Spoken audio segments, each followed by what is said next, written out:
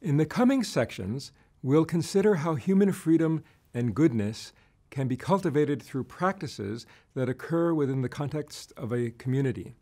Such practices, if they're helpful to us, can help foster our development as human beings, enhancing our freedom and capacity for being and doing good. Even though each of us has a capacity for free will, in both the first-order sense of being able to choose and weigh among considered options, and in the second-order sense of being able to work towards becoming a new kind of chooser, we typically don't make decisions about how to act or how to better ourselves in a vacuum. We make those decisions within a culture and within a community. We commonly adopt the norms of our community and try to earn respect and affection from those in our community. Our communities and families are therefore some of the most important scaffolding in our lives, fostering certain kinds of decisions made by us over others that are less favored or potentially even harmful to us. This was put in an amusing way by my 12-year-old daughter. When asked by a physicist colleague of mine whether she thought her father had free will, she answered, "It depends on whether my mom is around." In this segment, I would like to focus on what has happened to past moral systems in light of the claims and findings of science. So let's take a step back and evaluate where we are as a civilization in terms of religions and other social systems of belief and practice that influence our free and perhaps not so free decisions. The roots of the West's ongoing crisis in values run deep. One immediate cause has been the worldview of science. From the fall of Rome until the Renaissance, the Church was the dominant moral force, its authority stemming from the conviction that the Church enforced the objective dictates of God. Science undermined the Church's authority by confronting people with the proposition that the universe operates solely in accordance with discoverable physical laws. Whereas some scientists, like Isaac Newton, took the beauty of the physical laws as evidence of a divine creator, many others took science's materialism to imply that there is no objective morality upon which to base behavior.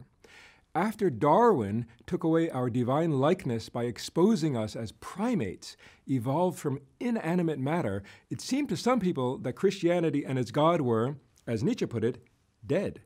After Freud, even the animated demons and angels of religion vacated the physical world. They, like morality, took up residence in our conflicted minds.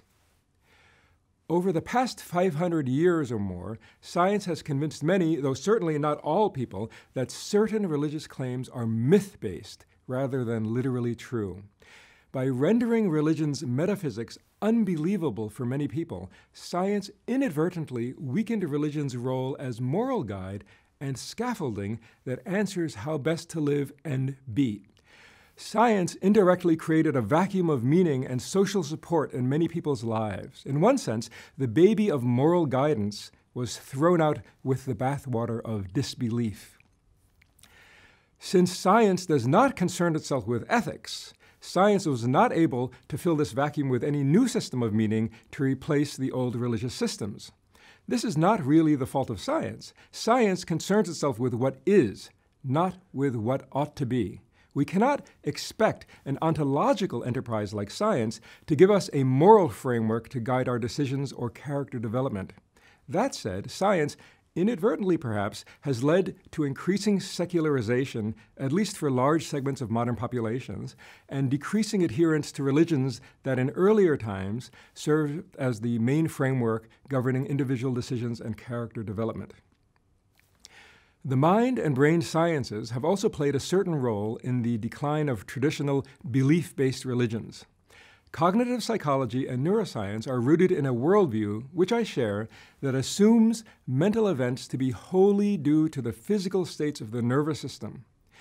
Damage to a part of the nervous system that processes or conveys a specific kind of information undermines the body's ability to process that kind of information.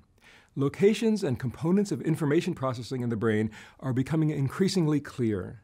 Scanning techniques allow us to visualize the locations of brain events that correspond to mental events while they're happening. Psychopharmaceuticals allow us to modify the character of information processing in the brain at the synaptic level. The worldview implicit in the neurosciences that our mental life is entirely the product of bodily events is in the tradition of science's materialism. In some sense, mental events are identical to physical brain events. But why posit a soul if all mental events can be attributed to the living brain? There can be no afterlife if all subjective events perish with the death of brain tissue. Brain-mind identity is perhaps the most fundamental challenge to religion since the idea of evolution by natural selection. Is death simply brain death? Assuming there is no immortal soul, how are we to develop spiritually? For some people, but again not all, science casts into doubt the existence not only of souls, but also casts into doubt the existence of a caring and personal God. Since the advent of science, threats of divine punishment in an objectively existing eternal hell lost their hold on at least the growing secular segments of our population.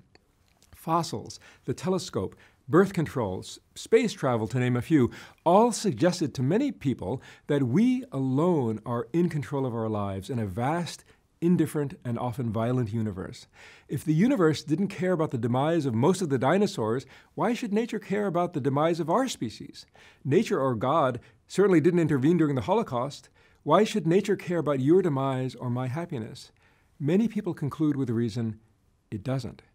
While there can never be outright proof that invisible gods or souls do not exist, science does not incorporate these concepts into its models of reality because they are not necessary for making falsifiable predictions about that which is observable.